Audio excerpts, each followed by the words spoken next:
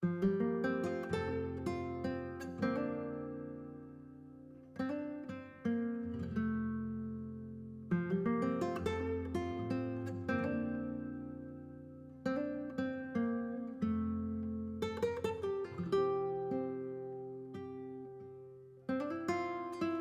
there, and welcome back.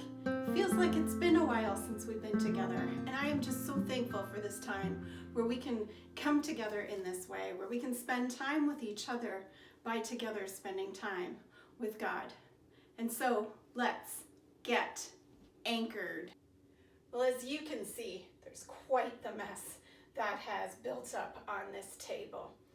That's because I've been collecting some things that have actually made me a little sad, and I wanted to show you because I thought maybe this makes you sad too. First of all, I was cleaning out our cupboard, and I don't know why this stayed in there. It's an empty package of toilet paper. It's not any good. It's completely empty. Why would anybody keep this in our cupboard? Then the other day I went to make some breakfast and I pulled this out of the fridge.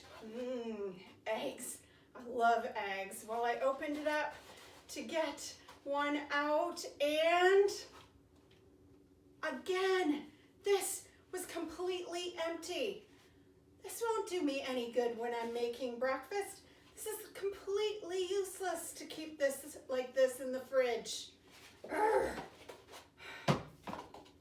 Well, I really do enjoy having a cup of coffee in the morning, and you know what? This morning when I went, I like to put some cream in my coffee, and this was empty. Grrr! An empty carton of cream. Ugh. Well, I don't know if you had any of this on the weekend. This is some delicious Easter chocolate. I love chocolate. And last night I was getting all comfy on the couch, and I couldn't wait to have a little taste of delicious Easter chocolate. And when I went to the cupboard and I opened it up, that was empty too. Completely empty. And then that made me think of this treasure box. I have this treasure box, and when I open it up,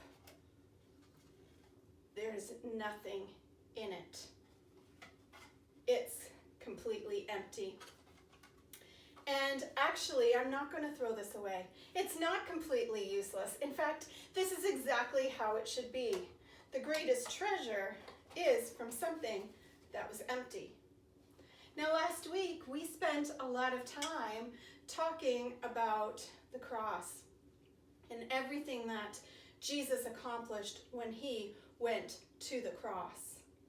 But one of my favorite stories is what happened after the cross on Easter Sunday morning.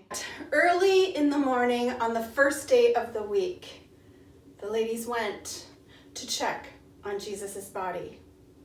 And I want to use some simple objects to tell you what they found. You see, after Jesus died on the cross, after he was dead, his body was taken off of the cross. And I'm just going to use this purple pen to represent Jesus's body. His body was taken off of the cross, and they would have prepared his body for burial. They would have added spices to it, and they would have wrapped him in burial cloths. And then they would have placed his body in the tomb. But early in the morning, the ladies went, and his body was not there. His body was gone. And in some versions it says that an angel was there and said, "Why are because someone has taken the body of Jesus. He is not here. The angel said, you are right. He is not here. He is risen. He is not here. He is risen. The grave that held the body of Jesus was found to be empty because he was not there. He had risen.